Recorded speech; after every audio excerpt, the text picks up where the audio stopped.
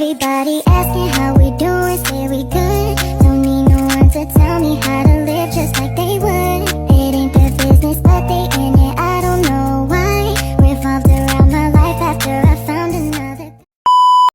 Assalamualaikum warahmatullahi wabarakatuh. Perkenalkan, nama saya Medina Permatasari, biasa dipanggil Medina. Saya salah satu mahasiswi UIN Mahmud Yunus Batu Sangkar, jurusan Bimbingan dan Konseling semester 6. Pada kali ini saya akan membahas tentang materi model-model konseling humanistik, yang mana saya menggunakan teknik AMT yang membahas materi tentang meningkatkan motivasi belajar. Nah, jadi sebagaimana yang saya sampaikan tadi, itu kan saya membahas tentang motivasi belajar. Nah, sebelum kita masuk, tentu kita harus mengetahui apa itu motivasi belajar. Nah, motivasi belajar menurut Sadiman itu merupakan keseluruhan daya penggerak di dalam diri siswa atau seseorang yang menimbulkan kegiatan belajar, yang menjamin kelangsungan dari kegiatan proses belajar dan memberikan arah pada kegiatan belajar tersebut, sehingga tujuan dikehendaki oleh subjek belajar itu dapat tercapai.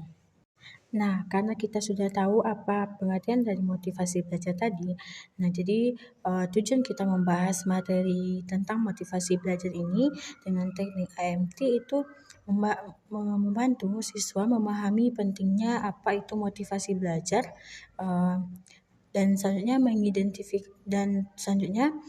supaya meningkatkan rasa percaya diri terhadap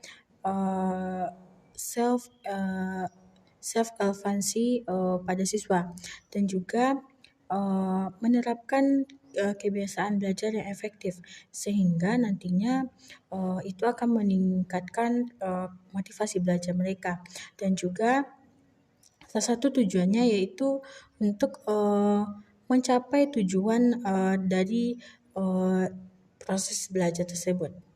Nah, selanjutnya itu sasaran dari AMT motivasi belajar ini yaitu siswa, karena menurut saya penting bagi kita untuk meningkatkan motivasi belajar siswa, karena itu bisa meningkatkan mereka dalam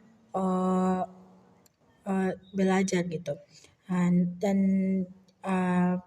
Dan kegiatan ini dilakukan di aula kampus 1. Nah, selanjutnya itu sasaran dari AMT motivasi belajar ini yaitu siswa, karena menurut saya penting bagi kita untuk meningkatkan motivasi belajar siswa, karena itu bisa meningkatkan mereka dalam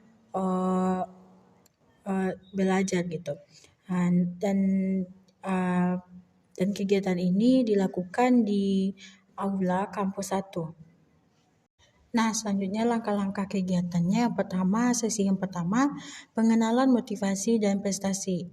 Pengenalan motivasi belajar.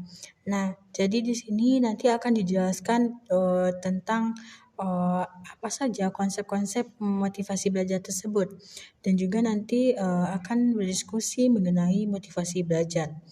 Yang kedua yaitu sesi yang kedua, mengatasi hambatan-hambatan internal, seperti identifikasi hambatan internal yang menghambat pencapaian tujuan belajar, terus teknik-teknik untuk mengatasi ketakutan dan keraguan diri.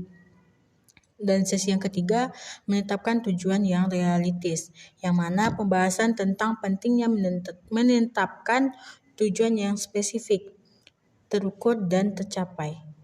Nah, selanjutnya sesi yang keempat yaitu strategi mempertahankan motivasi, di mana pembelajaran tentang strategi mempertahankan motivasi dalam jangka panjang, dan juga nanti kita akan membahas studi kasus tentang individu yang berhasil mempertahankan motivasi belajar mereka. Selanjutnya itu ada evaluasi, di mana pretest dan posttest, evaluasi awal dan akhir untuk mengukur peningkatan pemahaman dan motivasi dari peserta. Selanjutnya mengisi kuesioner kepuasan peserta untuk mengevaluasi kepuasan peserta terhadap program yang sudah kita berikan. Selanjutnya yaitu observasi dan refleksi, di mana evaluasi ini melalui observasi dan refleksi selama kegiatan berlangsung. Selanjutnya yaitu tindak lanjut, di mana kita bisa melaksanakan seperti sesi konseling individu yang mana menyediakan konseling individu bagi peserta yang membutuhkan bantuan tambahan.